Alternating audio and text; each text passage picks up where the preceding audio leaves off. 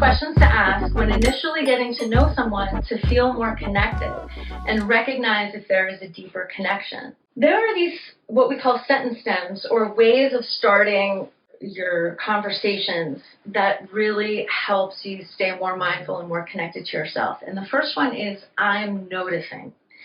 And you can notice three different things. You can notice an emotion, you can notice a body sensation, or you can notice something about your partner. But when you notice something about your partner, it needs to be inarguable.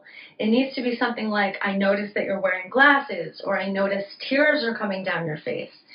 But you don't say, I notice you're sad, or I notice your intelligence, because those are interpretations of the things that you're seeing about your partner, and we want to avoid interpretation. We'll get to that in a second about what to do when you have an interpretation. But for now, it's I'm noticing an emotion. I'm noticing I feel scared. I'm noticing I feel excited. I'm noticing I feel happy. Or a body sensation. I'm noticing that my heart is pounding. I notice, my mouth is dry. You can bring all that in to what you're noticing. And then, again, noticing something about your partner that is inarguable.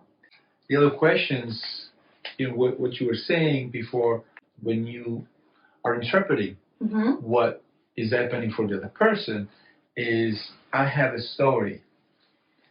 And that is really important. That, to me, changed everything in really getting to express myself in a safer way to my partner.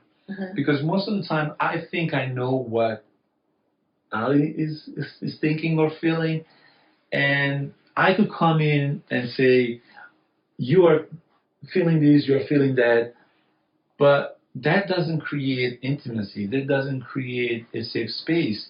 It actually creates, it has the potential of getting the other person defensive.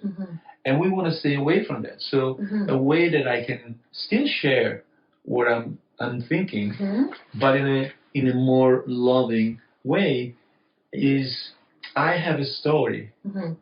So instead of saying, oh, you are mad, I can say, I'm looking at your face and it feels a little bit serious, and I have a story that you are mad. And what you always follow up with is that true?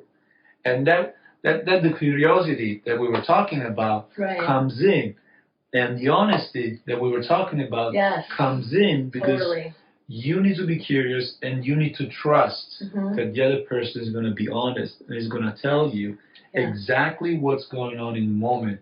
Because you can then say, oh, I guess you're just thinking about what happened at work right now. You're not really mad at me, so I can relax. Right. Asking the question, what do you mean by that, like we said before, is great for seeing how the person can be drawn out and express themselves, and you get to know them so much better by those clarifying questions. And also, when they talk, asking, what's that like? Like, let's say someone is talking about their childhood, something they experienced in their childhood. When there's a pause, you can ask, what was that like for you? Or you can ask, can you tell me more about that? Or you can ask, how did that feel for you? And this opens up the dialogue about feelings, about, the person's, what we call soul or heart, more than just the brain engaging in the conversation. So let's say you're on a date or something, you could be like, how was it to share that with me? And see what the person says. It's amazing what you'll hear when you ask that question. And you can really dig into the emotional awareness that people have. Some people are like, I have no idea what you're talking about. Some others are some others can be a little bit more ready and used to that kind of introspection. And share from